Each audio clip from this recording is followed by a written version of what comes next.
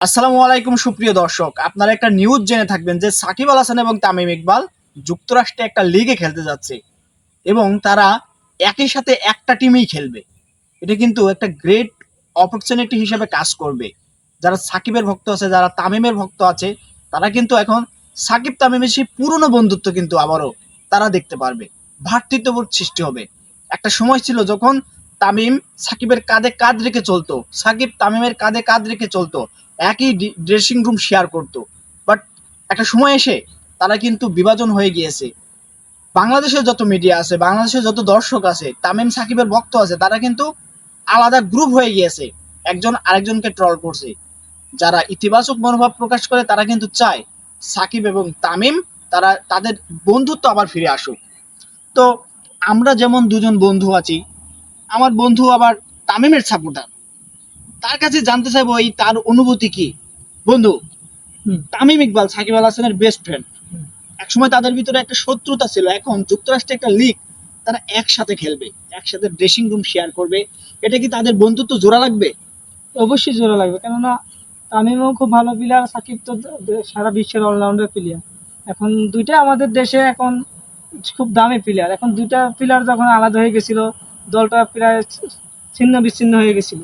এখন আমার খুবই ভালো লাগতেছে যে দুইটা প্লেয়ার আবার একসাথে খেলবে, একই লিগ খেলবে, সবকিছু আগের মতো হবে। এটা ভেবে আমার খুব আনন্দ লাগতেছে যে আমরা খেলা পছন্দ করি, কিন্তু এখন আরো বেশি ভালো লাগবে যখন সব প্লেয়ার একসাথে মিলেমিশে খেলবে, বন্ধুত্ব একটা বন্ধুর মতো থাকবে সবসময়।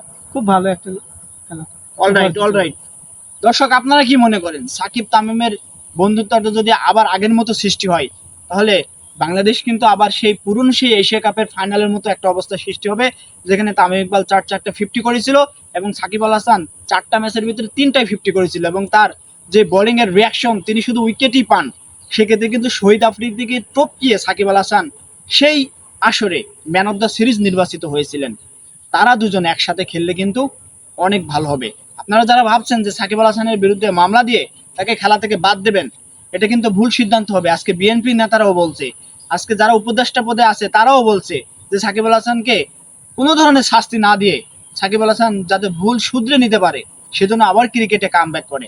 আমি একটু বন্ধুর কাছে জানতে চাইবো, তা যেহেতু সে তামিমের একটা সাপোর্ট করে, তো আমি জানতে চাইবো সাকিব আল হাসান যদি কোনোভাবে গ্রেপ্তার না হয়, কোনো ষড়যন্ত্রের শিকার না হয়, সে যদি তার ভুল বুঝতে পারে, তাকে কি ক্ষমা করে দেওয়া উচিত?